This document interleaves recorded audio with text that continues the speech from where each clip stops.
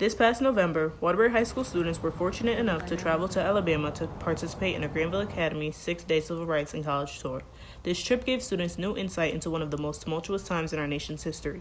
For those of us who participated in this trip, we have come to understand the Civil Rights Movement as a time of remarkable change and its leaders as people with unrivaled courage and a fierce determination and commitment to the creed that all men are created equal.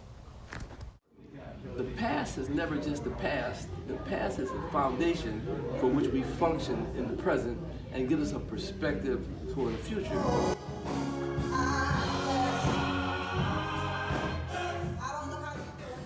On September 15, 1963, church service was interrupted due to an intentional bombing at the 16th Street Baptist Church in Birmingham, Alabama, which 4 innocent African American girls lost their lives.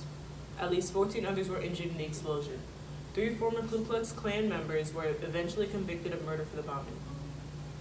On March 7, 1965, civil rights activists marched across the Edmund Pettus Bridge in Selma, Alabama. This bridge is a national landmark for what happened on this horrible day.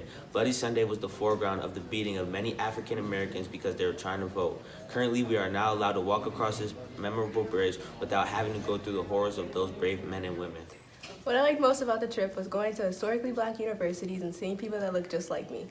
The Alabama trip inspired me to know about the struggles and disparities between the races. I now understand what African Americans had to go through throughout the civil rights movement.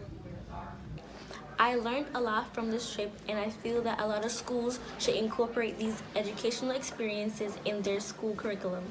Once you understand where you come from, you have a better idea of where you're going. LYDIA Vergara, FOX61 Student News.